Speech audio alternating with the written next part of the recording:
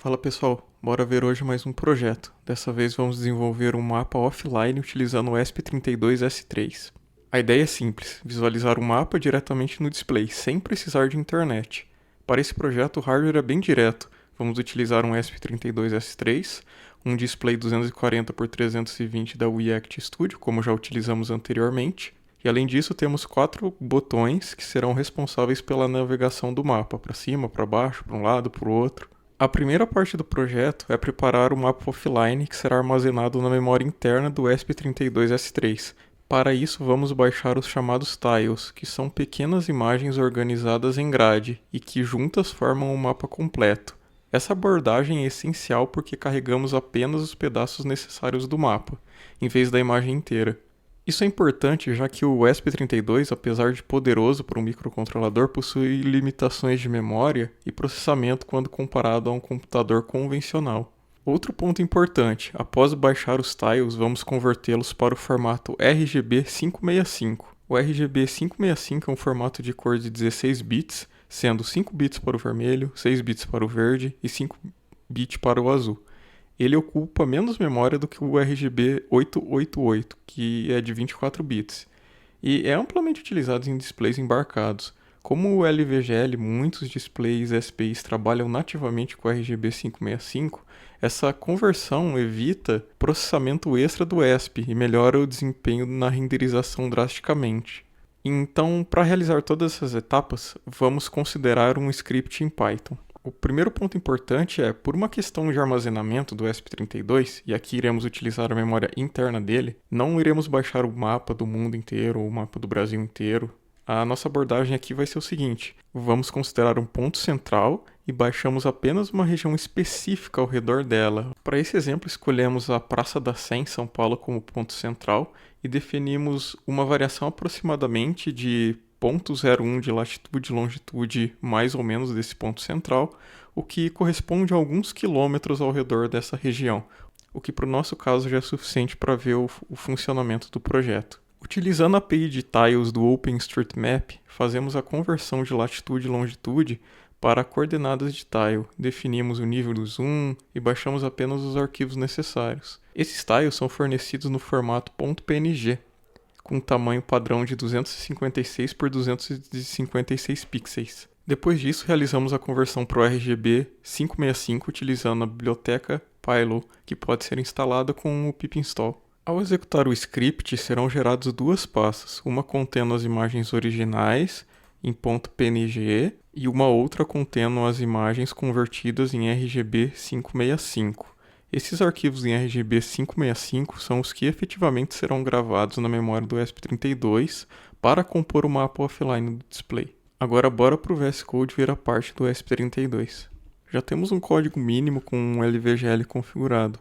Inclusive já tem um vídeo específico sobre essa configuração. Se você quiser entender tudo em detalhes, vou deixar na descrição. O único ponto adicional aqui é que criamos uma task dedicada para o processamento do LVGL, protegida por um semáforo. Isso facilita bastante a organização do código e evita problemas de concorrência quando outras partes do sistema acessam a interface gráfica. Agora vamos preparar o ESP32 para receber os tiles que acabamos de baixar. Para isso vamos mexer em dois pontos importantes: a configuração de memória do ESP32S3 e a tabela de partição.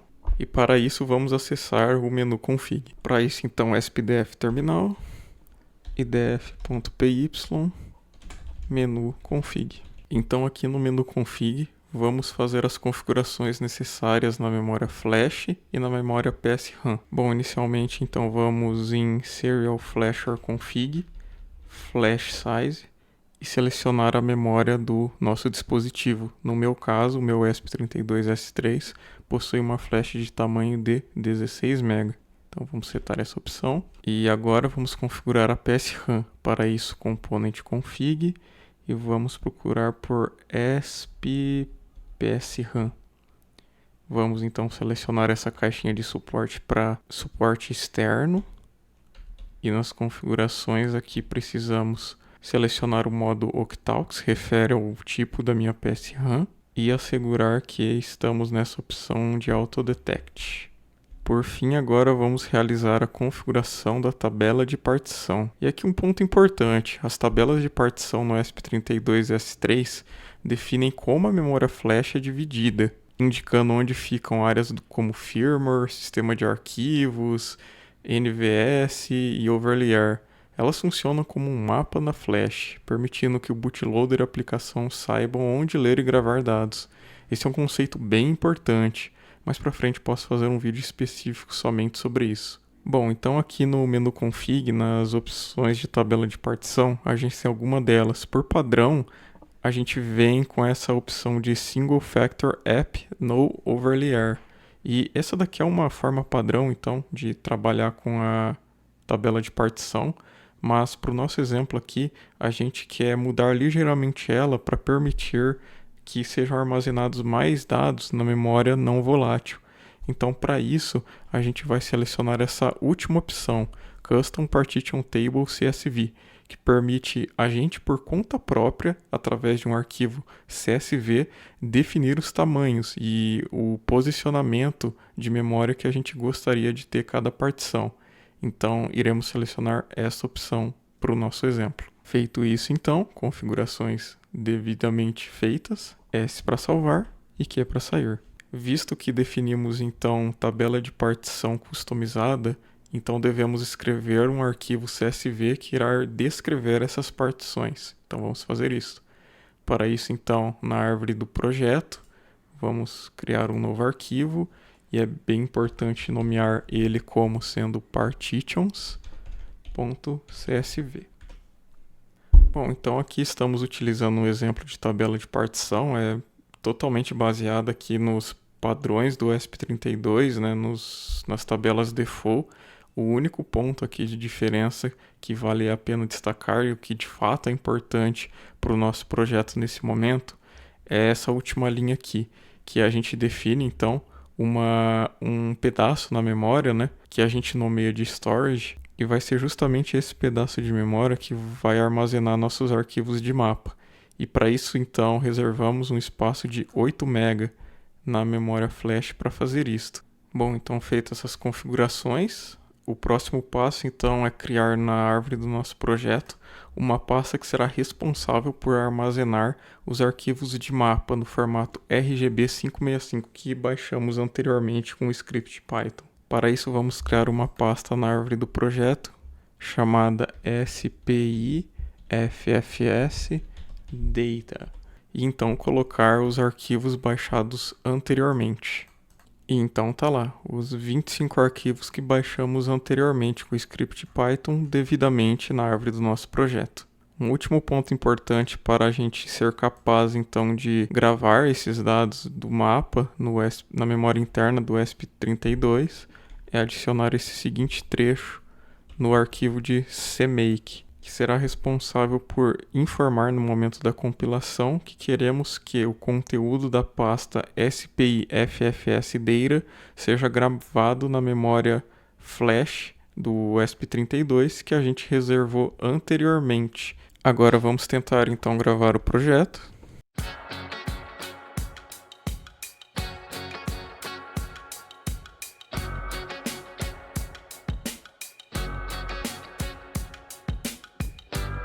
Bom, então nesta etapa do Flash, a gente já passou então pela etapa do Flash da aplicação e agora a gente está com um processo um pouco mais lento do que o Flash tradicional e aqui é justamente a etapa que a gente está de fato então carregando os mapas que a gente definiu na pasta de SPIFF Data. Então essa parte acaba demorando um pouquinho mais como a gente está observando. E tá lá então. Arquivos devidamente gravados na memória do ESP. A partir desse momento a gente pode comentar esse trecho para facilitar aqui o tempo, né, de flash do ESP32, visto que esse processo acaba demorando consideravelmente. E como a gente a princípio não vai adicionar novas informações nessa memória, então tá tudo certo. Mas é importante ter isso na cabeça que se porventura a gente quiser regravar essa partição da memória, a gente deve voltar então com esse trecho do CMake lists. Bom, com os mapas devidamente gravados na memória interna do ESP32, então agora vamos desenvolver uma simples função de inicialização da SPIFFS que vai permitir a gente ler esses dados na aplicação. Para isso, então, estamos utilizando esse cabeçalho de ESP_SPIFFS e estamos seguindo aqui um passo a passo bem simples, então, de inicialização dessa memória, como podemos encontrar, então, na documentação oficial da Expressif, nesse SPIFFS File System, onde a gente consegue encontrar com riqueza de detalhes explicações, então, sobre os conceitos e também sobre a forma de funcionar, de chamar as funções. Então tem tudo documentado aqui no site da Expressif. Vale a pena dar uma conferida para entender melhor no detalhe. Feita a inicialização dessa parte da memória, a gente já consegue acessar então como se fosse um diretório, e dentro desse diretório a gente encontra todos os arquivos. E aqui a gente tem um exemplo do log da saída, então, desse pequeno programinha de inicialização da memória.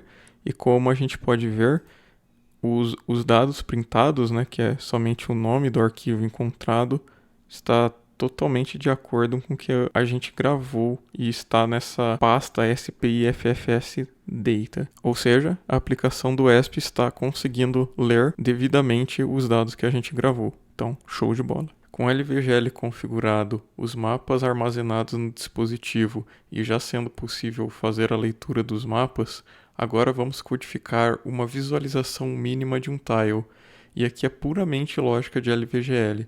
Para isso, vamos introduzir o conceito de canvas. O canvas no LVGL é um objeto que permite desenhar pixels manualmente em um buffer de memória.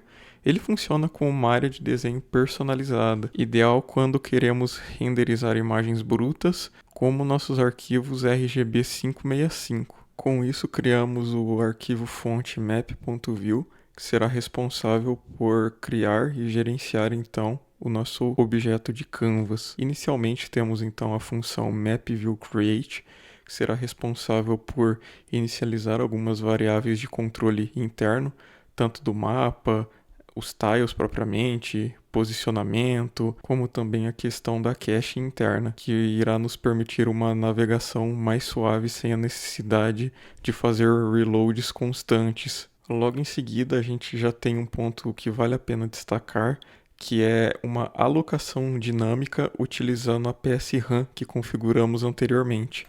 E para isso utilizamos essa função da API da Expressif, heapCapsMalloc, que é uma forma especial de fazer um malloc tradicional que irá considerar a memória PSRAM para essa alocação. E por fim, temos efetivamente a criação do objeto de canvas e as configurações necessárias, tanto de buffer, posicionamento e tamanho. Um ponto que vale a pena destacar é essa questão da cache, que estamos utilizando o tamanho de 3x2, e isso está totalmente relacionado com o tamanho do nosso display, que nesse caso é 320 por 240, e com o tamanho dos tiles, que são de 256 por 256 pixels. Então, para nós cobrirmos com totalidade o display, é necessário, ao mínimo, 3 tiles de largura e 2 tiles de altura. Isso por uma questão de geometria com o tamanho dos tiles e o display. Então, pensando sempre no pior caso, a gente tem que garantir que toda a tela será ocupada.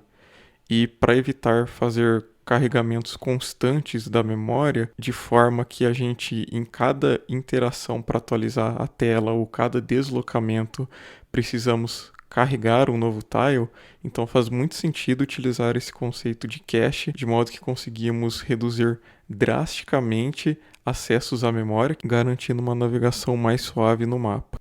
E a partir disso temos uma função que efetivamente vai desenhar no nosso canvas, e essa função internamente considera uma certa lógica para que em determinados momentos em que, dependendo de onde estamos num determinado tile, será necessário ou utilizar o que temos em cache, ou então fazer uma atualização dessa cache. Então temos funções responsáveis por desenhar o nosso canvas a partir das informações que existem em cache, como também teremos funções responsáveis por ler os arquivos de tiles da memória não volátil, o que é necessário, porém, o quanto mais a gente consegue evitar esse tipo de operação, é melhor para nós, visto que esse tipo de operação tende a ser mais lenta, e a gente vai perceber um pouquinho deste efeito na demo do projeto. E por fim temos as funções de movimentação, que será utilizada pelos botões, sendo que cada uma delas irá aplicar um certo offset, e a direção em que esse offset acontecer vai depender do botão que for pressionado. E no momento que isso acontece, a gente vai ter uma atualização do mapa, criando um efeito então de deslocamento no mapa no display. Para exemplificar isto, o primeiro teste que iremos fazer é simplesmente então chamar a função para criar um mapa, e aqui a gente está passando um tile qualquer da memória, e a ideia é que, gravando este código, a gente vai conseguir ver o display exibindo pelo menos um tile. Então bora fazer isto. Bom, a última etapa que falta então é efetivamente então a parte dos botões e a navegação do mapa a partir do clique desses botões. Para isso, então, inicialmente consideramos a configuração desses botões, no caso são 4 botões, os quais iremos configurar então como uma entrada digital. E logo em seguida iremos criar também uma task que será responsável por avaliar o nível lógico desses botões constantemente. Ou seja, isso é um pooling, uma abordagem em que constantemente a gente avalia o estado lógico dos botões, e no momento em que sensoriamos uma mudança no nível lógico desses botões, a gente entende que o botão foi pressionado.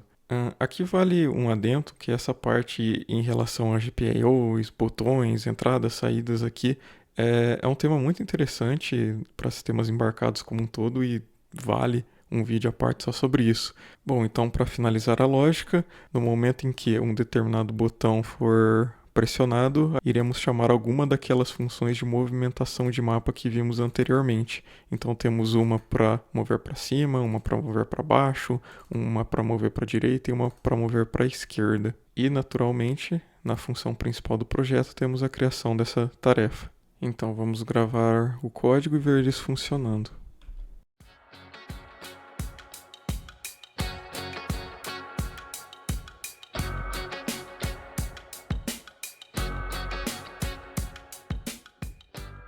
Com a aplicação devidamente flechada, a ideia agora então é navegar com os botões no mapa. Então vamos lá.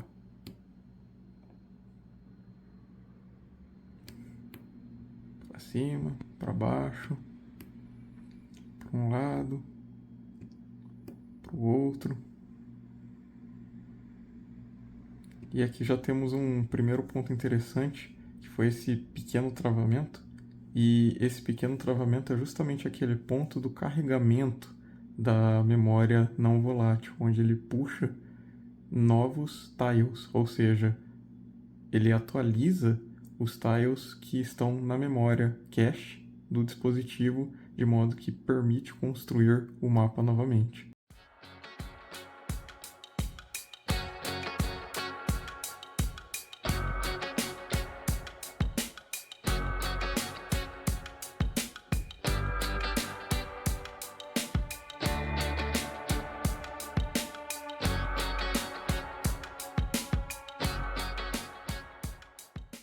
Vale destacar que é possível aprimorar muito esse projeto, como baixar mais tiles, utilizar níveis de zoom diferentes, baixar o mapa maior. Para isso, uma alternativa muito interessante é utilizar um SD card externo. Mesmo o SD card de 1 GB já abre um horizonte enorme de possibilidades. Só lembramos, trabalhamos esse projeto com 8 MB de armazenamento não volátil para os mapas. Então, um SD card dessa magnitude, de fato, traz muitas possibilidades. Outras ideias de melhoria: utilizar um display maior, melhorar a experiência do usuário, trazer um GPS para o circuito do projeto. Isso vai de projeto para projeto, e cada um deles podem desencadear novos desafios, mas entendendo os fundamentos por trás de cada um desses torna-se mais fácil de resolver e, consequentemente, ter sucesso no projeto. Então é isso, pessoal. Vimos que é perfeitamente viável implementar um sistema de mapa offline embarcado utilizando o ESP32-S3, com organização de memória, uso correto de tiles e renderização eficiente com RGB 565. Conseguimos um resultado funcional e escalável. E mais importante, isso abre caminho para aplicações reais mais robustas. Por hoje é isso. Até a próxima.